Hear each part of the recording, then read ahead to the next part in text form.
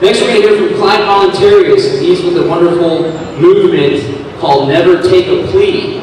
And they encourage people that are charged with victimless crimes, which I don't think is a crime at all, right? No victim, no crime. If you can't identify somebody that's been harmed, then there shouldn't be any crime. You shouldn't be brought before a judge or a jury to be prosecuted. Because the state of Texas is a fictional entity. You can't harm the state of Texas because it doesn't exist. Just a bunch of people parading, and leeching off of everybody. That's a side note. But anyway, Plea Voluntarius is doing work to protect the rights of those who get locked up, those who get in trouble for engaging in victimless crimes, and he's going to chat to you guys about that today. He came all the way from North Carolina to speak to y'all. Plea Voluntarius, ladies and gentlemen.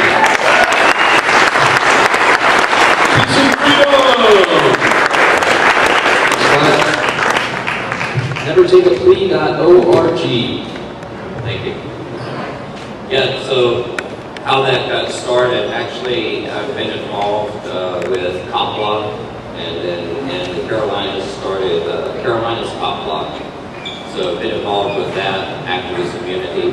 Also up in New Hampshire, going up to Keene and Manchester sometimes as well. So the way they got started, we're always out there recording cops. That's we always encourage that, to record any police encounter. And actually last night I was out meeting with someone, and when I left I was walking in front of Brave New Books, and there were a couple of cops, and they were making a traffic stop. Took 3 cop cars, 4 cops to do a traffic stop. So immediately I pulled out my camera and started recording. And also, with my other hand, took my iPhone and opened up my Quick application and started streaming live. So that in case something happened and they took my camera, they always say, well, that was evidence of a crime, so we need that confiscated. This has been streaming live, and it notifies Facebook and Twitter, all my friends, that there's a stream going on. Usually I don't stream live too much, so when I do, there's something going on. So I had both hands full, 2 cameras, and I stood back and just filmed the encounter. It was just a traffic stop, but again, it took 3 cars, 4 cops. When it was all over, I approached a sergeant that had come on scene and actually was able to do an interview with him. We're going to be posting that up on Cop Blog probably tonight or tomorrow. But it was an interesting interaction, and got some interesting quotes from the police sergeant. But nothing happened. But again, we encourage everyone to record. But then, what if something happens, and what then? Then you go to court. You've been charged with a victimless crime. The reason I started Never Take a Plea, I had lists and lists and lists of activist friends of mine with court dates, different locations, and what they were charged with, and how do I organize that. So we have a calendar on Never Take a Plea. There's a court calendar. You can go in yourself to the calendar and enter your court date with all your information, where it is, what the time is, what you were charged with, any additional information. That way people in your community can come to court and support you. Because trust me, it's important that if a judge looks back and sees the court packed with people that are supporting you, that does make a difference. Another thing is, if you have people that are in court recording the court proceedings, that seems to make a difference on how that judge is going to act. Because, again, it's for accountability. So we created this court calendar, and I encourage you to go there. If you've got any victimless crime charges, to enter those into there. And we talk about victimless crimes, which are not victims at all, but the state maintains that the state is a victim. What are victimless crimes? Jaywalking, gambling, drug offenses, seatbelt laws, helmet laws,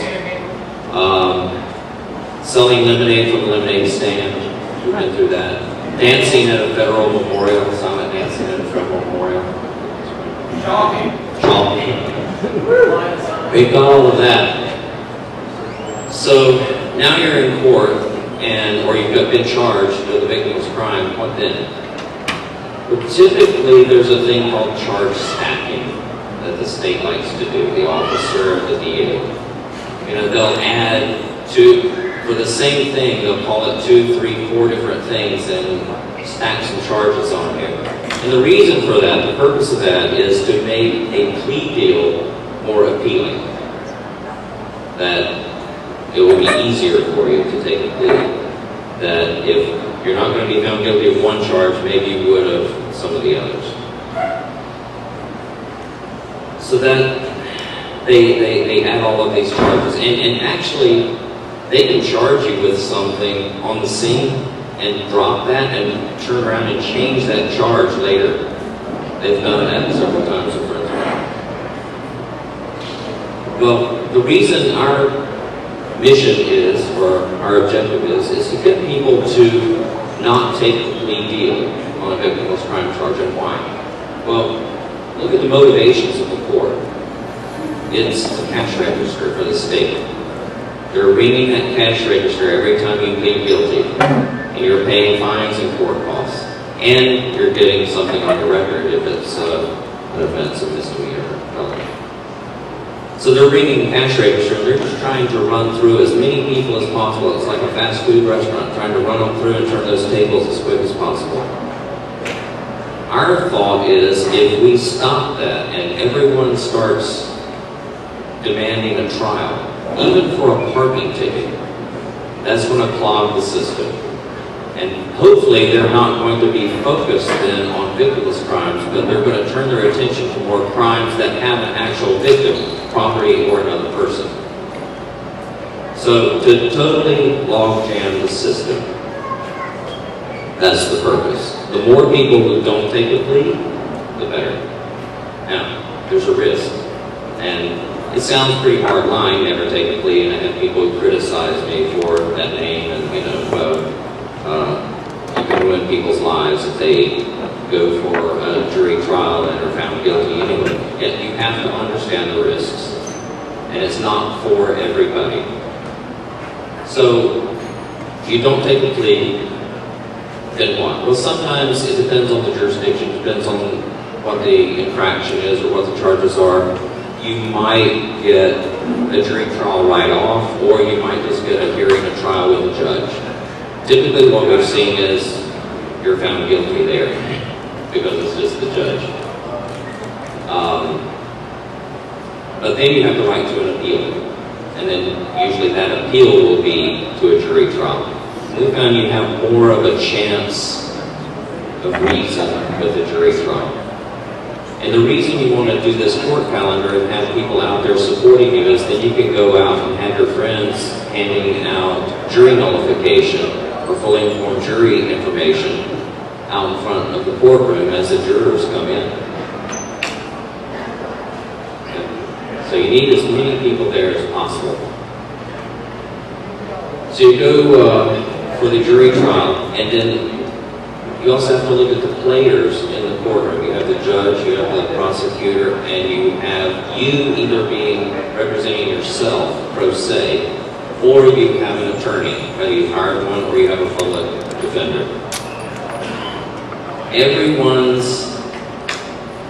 Everything on everyone's mind and that of those players is, let's turn this and get this done with the least amount of work possible. They have no regard as to what impact that's going to have on you.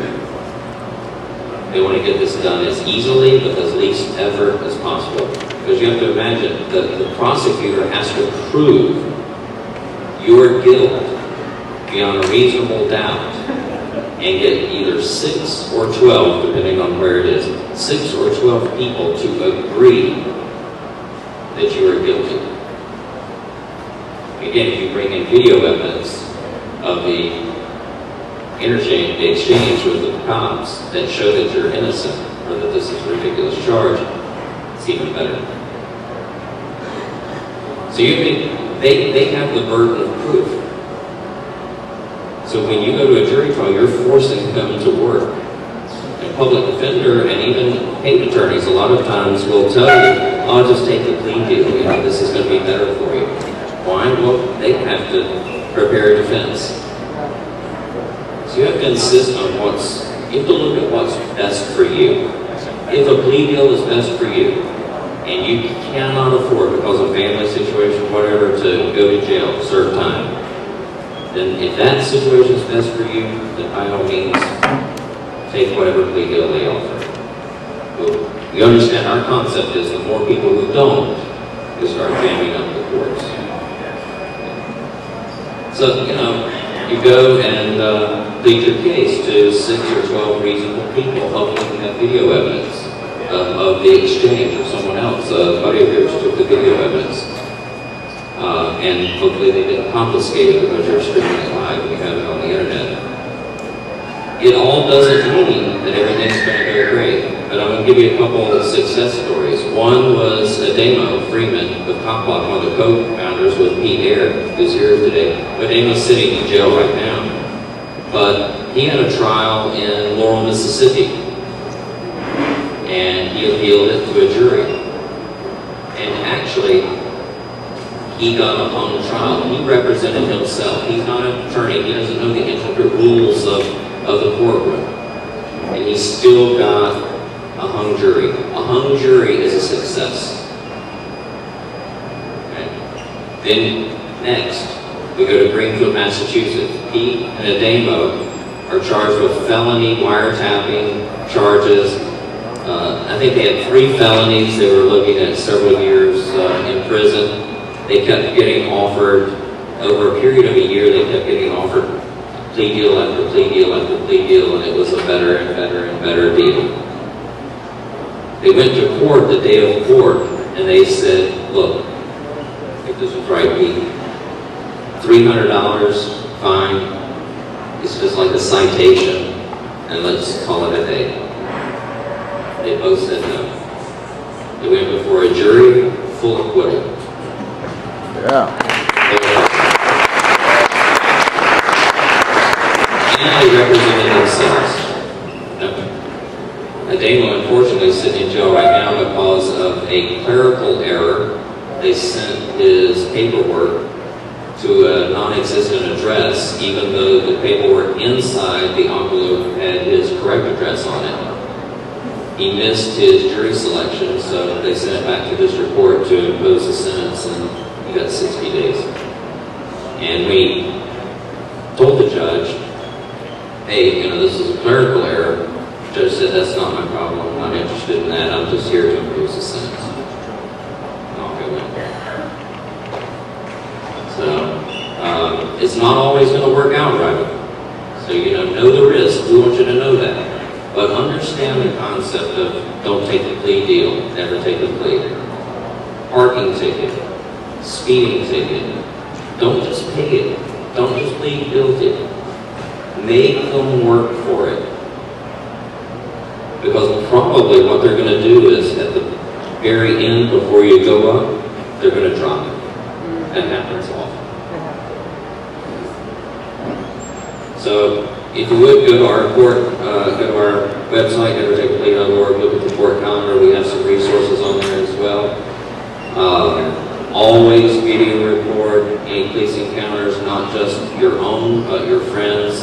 Again, protect and serve each other. We've got to look out for each other. They're certainly not looking out for us.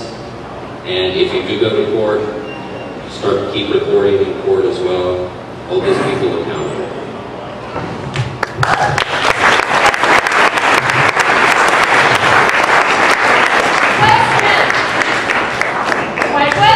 Question. For you. Yes. How bad is it to accept a public defender? How bad is it? Yeah.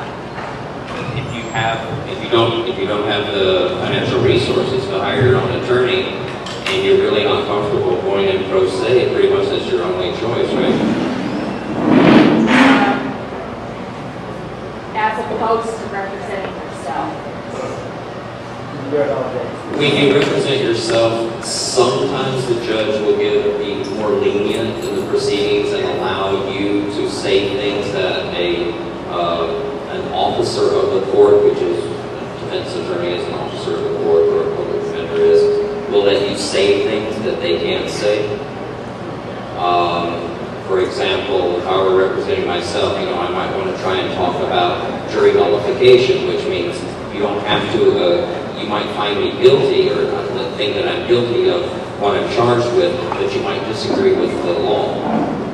But you might not think it's lawful that they can arrest me for putting marijuana in my body. So you might disagree with the law, and you can say not guilty based on your disagreement with the law, not with guilt or innocence. So, you know, you might bring that up yourself, whereas an attorney could. One more quick question over there.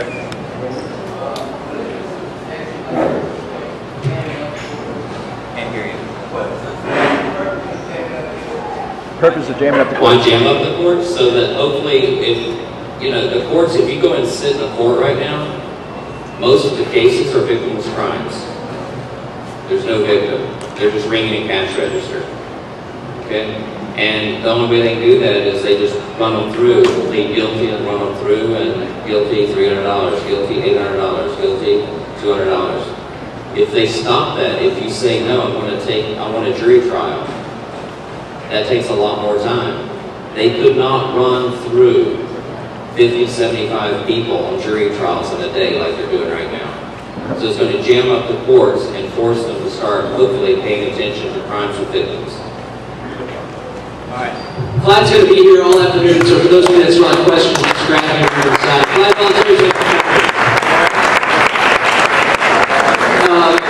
Almost 2 years ago, I was charged with a Class D misdemeanor criminal trespass. When Barack Obama came to the UT campus, I was there to protest the war and document the event and stand up for my fellow Austinites' rights. Little did I know my rights ended up getting violated because I refused to go to the free speech zone they had designated down the road and be outside of cameras. Long story short though, for the past 2 years they've been trying to get me to make a plea deal. I've refused about 4 different pleas. And the final one, they were asking me to simply agree to not get in trouble for 6 months, and they won't file the case, they won't prosecute the case. And I just had to sign a paper and say I won't get in trouble for 6 months, and they'll not file it. But that wasn't good enough for me, seeing as how I did nothing wrong. Yeah. So it's a little bit of a risk. I recently had a baby girl, and I could face up to 60 days in jail and a $2,000 fine, although my record's pretty clean. Relative, pretty clean. So it was a little bit of a risk, but I knew deep down in my heart that I hadn't done anything wrong, and I was willing to stand by that conviction. And come to find out, they dropped the Class B charge and they refiled it as a Class C misdemeanor, which is a fine only.